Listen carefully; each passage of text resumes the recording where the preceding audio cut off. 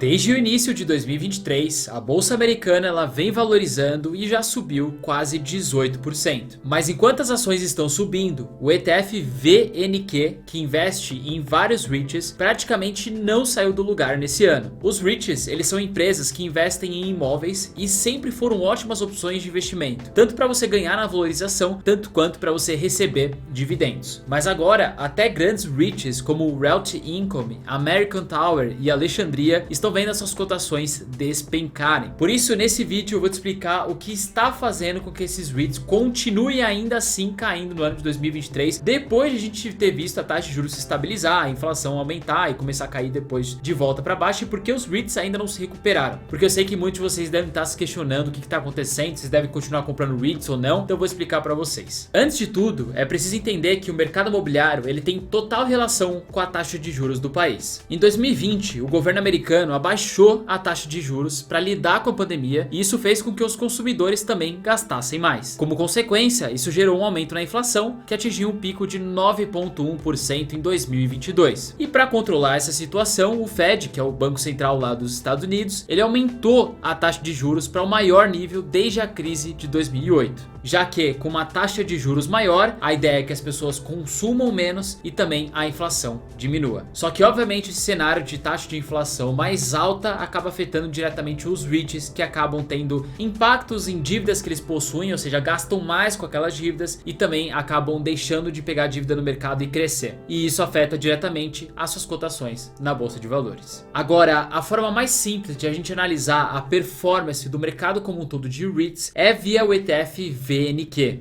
O VNQ é um ETF da Vanguard que vai investir em mais de 160 REITs de diversos setores, incluindo aí REITs muito conhecidos como o Prologues e o Equinix, por exemplo. Aqui vocês podem ver uma comparação de rentabilidade do ETF VOO, que basicamente replica o S&P 500 durante o ano de 2023, que rentabilizou 17,8%, enquanto o ETF VNQ, que compra vários REITs gigantescos na bolsa, no ano de 2023 está em menos 0,4%, ou seja, ficou no 0 a 0 durante o ano inteiro. O caso fica um pouco pior quando a gente compara estes mesmos ETFs, o VOO e o VNQ, nos últimos 12 meses, onde o VNQ apresenta uma rentabilidade negativa de menos 11%, enquanto a bolsa americana em 15% positivo. Claro que esse ETF ele vai dar um panorama geral dos REITs, não dá pra gente saber especificamente sobre cada um deles, se foi realmente uma perca de fundamento ou qualquer outro motivo. A gente tem o caso, por exemplo, do Crown Castle, que é o ticker CCI na bolsa americana, que chegou a cair desde seu topo aqui 52%. Só que, na minha opinião, esse é um REIT que tem ótimos fundamentos e não liga diretamente com essa queda que ele vem tendo. Mas então, Léo, o que está acontecendo com esse mercado de REITs em geral, já que REITs com ótimos fundamentos estão tendo quedas de 30%, 20% e até aqueles REITs que são ruins estão caindo até mais ainda? Obviamente que os juros têm relação total com essas quedas agora na bolsa americana, e eles afetam os REITs de duas maneiras principais. O primeiro deles é em relação ao crescimento das dívidas desses REITs. Por serem considerados empresas, os REITs eles podem tomar empréstimos e dívidas para comprarem mais imóveis e também expandirem. A grande questão é que a maioria desses empréstimos eles são atrelados à taxa de juros americana. Quanto maior for essa taxa de juros, maior é o custo para você pegar a mesma dívida. A gente tem esse caso aqui do REIT Digital Realty, que ele briga diretamente com o Equinix, né, que é do setor de data center, em que ele pega aqui o indicador dívida líquida sobre EBITDA, né, é basicamente a dívida da empresa menos o caixa, que torna a dívida líquida, dividida pelo EBITDA, que é como se fosse o lucro ali daquele REIT. Quanto maior, mais alavancado for esse indicador, mais a empresa está endividada em relação ao que ela gera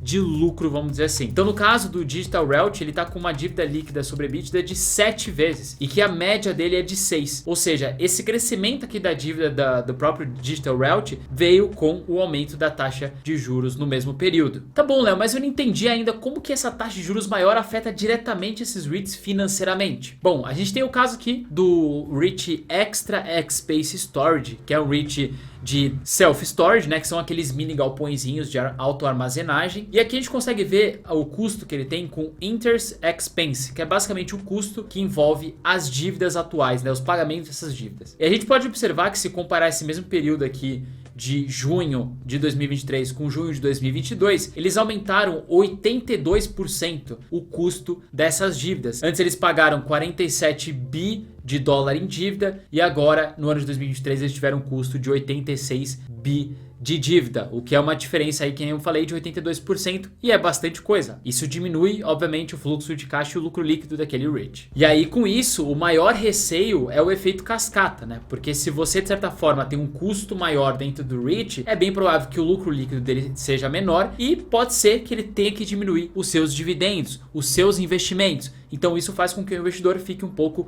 alerta com isso e acabe às vezes vendendo na pressão. Um exemplo real disso é o REIT Boston Properties, com o ticker BXP, que ele está vendo as despesas com juros crescendo e tendo a necessidade de reinvestir mais dinheiro em seus imóveis. Com isso é esperado que ele reduza seus dividendos em algum momento nos próximos meses. E aí a gente já pode entrar no segundo motivo, que tem relação com a taxa de juros e é atrelada com os dividendos. Então a segunda grande questão que afeta os REITs nesse momento são a exigência maior de pagamentos de dividendos em relação à taxa de juros. Com esse aumento de taxa de juros nos Estados Unidos, os investidores de bolsa de valores, ou seja, que tornam o risco um pouco maior, eles acabam exigindo também um retorno maior dessas empresas, porque senão eles poderiam simplesmente colocar o dinheiro deles na renda fixa e ficarem tranquilos. E aí, nesse caso, muitos investidores de curto prazo, principalmente, acabam vendendo suas cotas, fazendo com que aquele REIT fique mais barato e o dividend yield dele, que é no caso essa linha roxa aqui, acabe aumentando, né? Porque é proporcionalmente inverso, né? Quando cai a cota de um REIT, aquele dividendo, ele aumenta o dividend yield em si. Não que ele paga mais dividendo, mas porque o indicador dividend yield ele funciona em relação ao preço. E aí esse dividend yield aumentando, isso acaba depois na ponta final se tornando mais atrativo no médio e longo prazo. Então por isso que essa queda acaba até se tornando uma oportunidade, porque muitos investidores saem, deixam o REIT mais barato para você, com fundamentos ótimos e o dividend yield maior. Tá bom, né? Eu entendi as causas dessas quedas desses REITs, mas qual deles estão caindo mais? Quais são os setores mais impactados até o momento? Qual talvez apresentam mais oportunidade? Bom, essa imagem aqui mostra para vocês bem atualizado a rentabilidade por setor de alguns REITs em específico, né? Então ele pega REITs do mesmo setor, acumula e traz pra gente a rentabilidade de cada setor. Então a gente pode ver que grande maioria desses setores aqui, healthcare, self-storage, office, retail, caíram todos no ano de 2022. Se a gente olhar para o ano de 2023, a gente pode observar que alguns se recuperaram e alguns outros continuaram em queda mais forte, mais relevante, que é o caso de infraestrutura, residencial, office, que é escritório, retail, que é varejo, né, que tem shoppings aqui como um todo. Então esses setores em específico aqui que estão grifados foram e são os que continuam ainda tomando bastante queda durante esse ano de 2023. Em relação ao setor de office, que vem caindo bastante,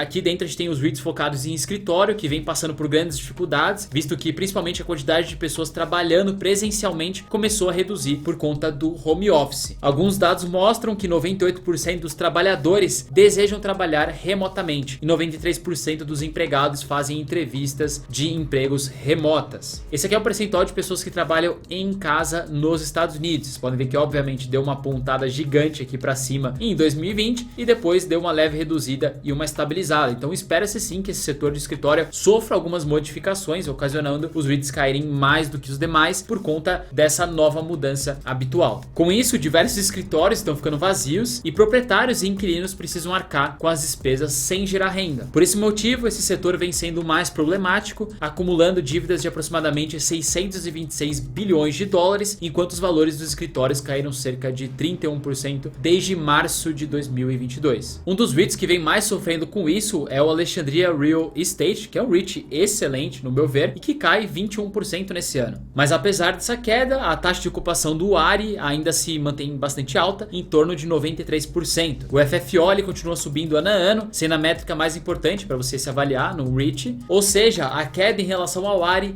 vem no receio do seu setor e não porque o ARI, por exemplo, deixou de ter fundamentos. O segundo setor que tem sofrido bastante é o residencial, já que com o Fed subindo a taxa de juros, fica mais difícil, mais caro para você pegar uma taxa de hipoteca, um financiamento imobiliário. Com isso, as vendas de casa, que tinham subido muito durante a pandemia, começaram a despencar desde o início de 2022 até agora. Então REITs como por exemplo esse Mid America Apartment, que é o MAA, vem sofrendo também bastante no ano, caindo 11% aí, porque o setor imobiliário também está tendo algumas dificuldades e obviamente esses REITs, se eles sabem aproveitar, eles vão comprar esses imóveis mais baratos, mas algum deles encontram dificuldades em vender eventualmente algum portfólio que gostariam. Porém, esse setor está bastante dividido, sendo que outros REITs, como é o caso do Avalon Bay, está apresentando um bom retorno em 2023 em relação aos seus pares dólares principalmente. Isso está acontecendo porque existe uma grande expectativa de recuperação desse setor até 2024 e isso pode beneficiar diretamente os REITs. O setor de infraestrutura também vem sofrendo bastante, derrubando REITs muito bons, como por exemplo o American Tower, o AMT, que também é absurdamente bom nos fundamentos, mas vem caindo aí seus quase 16% no ano. Tá bom, né? Eu entendi o que você disse, faz total sentido, mas os REITs eles tendem a continuar caindo durante o ano de 2023 ou durante os próximos meses? Como vimos, a maioria dos REITs continuam caindo mesmo trazendo bons fundamentos, bons números. E essa queda tem total relação com o medo que alguns investidores têm com esse aumento de taxa de juros e ver que o mercado ele tá tendo uma balançada. Principalmente com setores específicos, como escritórios, que ainda se tem uma nuvem bem escura para saber aonde vai ocasionar esse home office, o quanto vai afetar eles ou não. Mas é importante que você saiba na ponta final analisar o que está acontecendo com aquele REIT que você tem na carteira, se tem relação com o fundamento ou não, ou se é um caso pior, como por exemplo o REIT MPW. O MPW já caiu 40% desde o início de 2023, mas isso está acontecendo porque o REIT está passando por algumas sérias dificuldades financeiras. Então, para responder vocês de forma objetiva e direta, sim, eu acredito fortemente no mercado também que os REITs podem cair ainda nos próximos meses. Esse risco ele vai existir, pelo menos por enquanto, porque existe a chance do Fed aumentar ainda mais os juros. Mas uma coisa é certa, se você tem um bom REIT na carteira, que existem bons fundamentos, continuam entregando bons imóveis com taxa de ocupação elevada, esses REITs vão se recuperar e vão te entregar um bom retorno no longo prazo. Mesmo que apresentem oscilações e quedas fortes no curto prazo, REITs como Realty Income, Prologs, Public Storage e outros desse patamar sempre vão trazer grandes retornos no longo prazo. Então é ideal que você enxergue dois principais pontos nesse momento que os REITs estão caindo. Primeiro, olhar se eles estão caindo por conta de fundamentos